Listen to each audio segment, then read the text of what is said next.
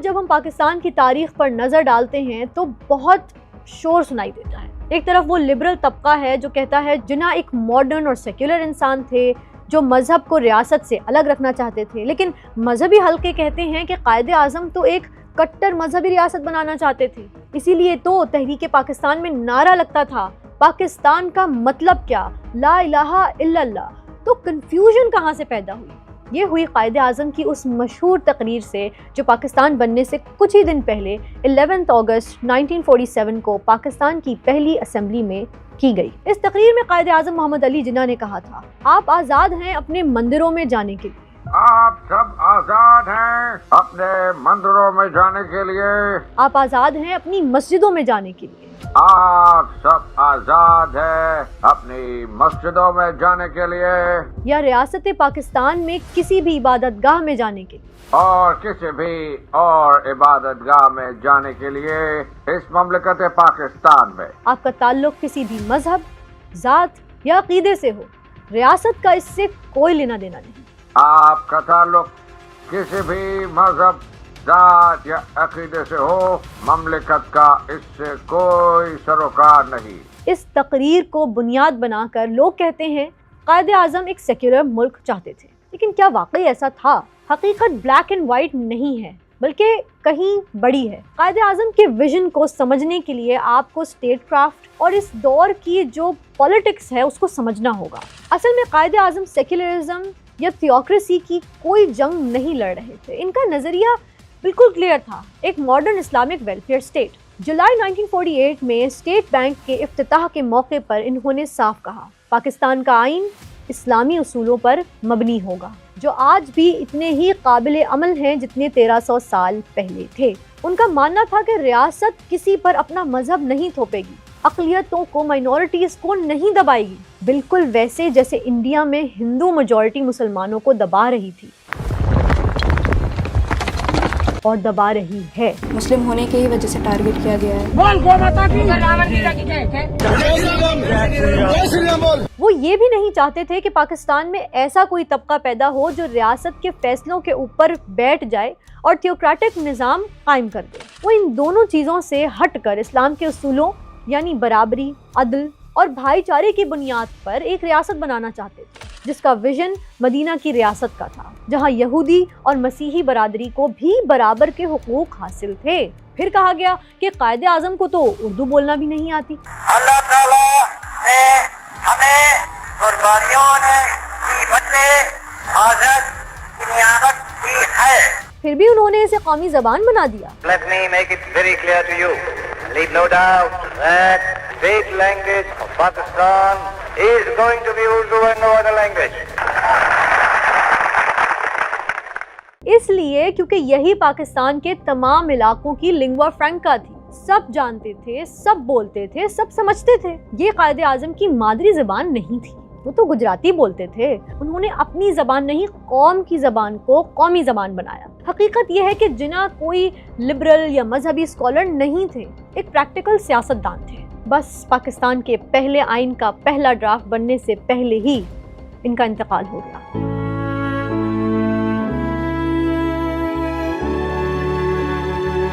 یعنی وہ صرف فریم ورک ہی دے سکے، تفصیلات کا کام ان کے بعد آنے والوں کے کندھوں پر آ گیا کہ جن کے درمیان مفادات کی دوڑ شروع ہو گئی اور قائد کا ویژن کہیں پیچھے رہ گیا۔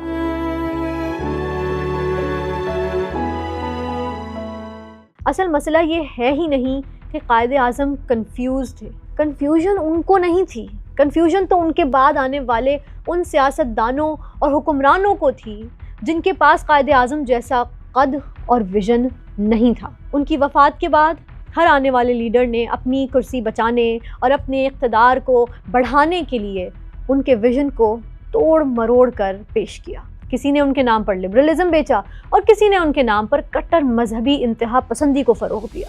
نتیجہ یہ نکلا کہ آج کی نسل قائد اعظم کو سمجھنے کے لیے ان کی تقریروں کے چھوٹے چھوٹے حصوں کو بنیاد بنا کر آپس میں لڑ رہی ہے۔ لیکن کیا قائد اعظم کا وہ بنیادی فیصلہ، ایک الگ ملک بنانے کا فیصلہ، وقت کے ترازو پر سچ ثابت ہوا؟ وہ لوگ جو آج بھی کہتے ہیں کہ پاکستان بنانا ایک غلطی تھی، کیا یہ سب سننے کے بعد وہ ابھی بھی یہی سمجھتے ہیں؟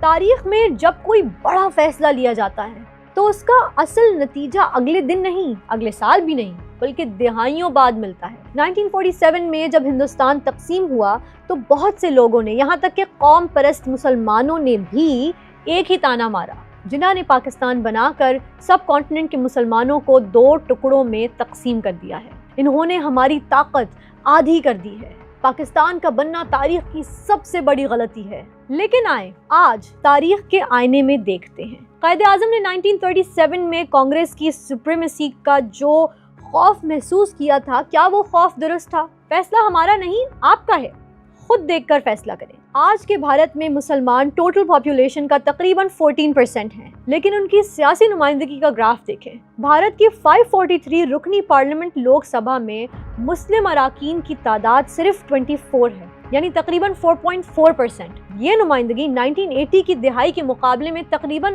آدھی رہ چکی ہے، اور ہر نئی اسمبلی کے ساتھ مسلمانوں کی تعداد مزید گھٹنے کا خطرہ ہے۔ I promise you، میں یہ بحث نہیں کر رہی کہ کون سا ملک اچھا ہے اور کون سا ملک برا۔ آج انڈیا میں لگ بھگ 20 کروڑ مسلمان بستے ہیں۔ یہ دنیا کے کسی بھی ملک میں رہنے والی سب سے بڑی مائنورٹی ہے، لیکن آج وہاں مسلمانوں کی سیاسی حیثیت کیا ہے؟ جواب صرف پارلیمنٹ کے نمبرز میں نہیں، گراؤنڈ پر زمینی حقائق کی صورت میں بھی موجود ہے۔ انڈیا میں ان کی سب سے بڑی ریاست جموں کشمیر کا اسپیشل سٹیٹس ختم ہو چکا ہے۔ بابری مسجد کی جگہ رام مندر بن چکا ہے۔ سٹیزن شپ کے نئے قانون لا کر مسلمانوں سے بنیادی حقوق چھینے جا رہے ہیں، اور سب سے بڑھ کر گائے کے نام پر دن دہاڑے مسلمانوں کو مار دیا جاتا ہے۔ گو ہماری ماتا ہے، جے گو ماتا۔ اور یہ سب کسی ڈکٹیٹر کے حکم پر نہیں ہو رہا، عوام کے ووٹوں سے منتخب ہونے والی جمہوریت ایسا کر رہی ہے۔ یہ سب ڈیموکریٹک میجورٹی کے بلبوتے پر ہو رہا ہے، وہی کہ جس کی طرف قائد اعظم نے 1930 کی دہائی میں انگلی اٹھائی تھی۔ اور وہ مسلمان دانشور بلکہ عالم دین بھی جو قائد اعظم کو کہتے تھے ہم متحدہ ہندوستان میں کانگریس کے ساتھ مل کر اپنے حقوق مانگ لیں گے، آج ان کی نسلیں انڈیا میں اپنا حق نہیں، وفاداری کی بھیک مانگ رہی ہیں۔ انہیں ہر روز یہ ثابت کرنا پڑتا ہے کہ وہ ہندوستان کے وفادار اور پاکستان کے دشمن ہیں۔ تو تاریخ جب بھی محمد علی جناح کے بارے میں لکھے گی تو انہیں ایک ضدی سیاستدان نہیں بلکہ ان ذہین دماغوں میں شامل کرے گی کہ جنہوں نے اپنی ذہانت اور اپنے ارادے کی قوت سے دنیا کا نقشہ بدل کر رکھ دیا۔ انہوں نے سب کانٹیننٹ کی ہر طاقت کا مقابلہ کیا۔ قبضہ کرنے والے انگریز، میجورٹی کے غرور میں مبتلا کانگریس لیڈرز، بلکہ اپنی موت سے بھی، اور سب کو ہرا کر ایک ملک بنا دیا۔ لیکن ہم نے کیا کیا؟ یہ ہے اصل سوال۔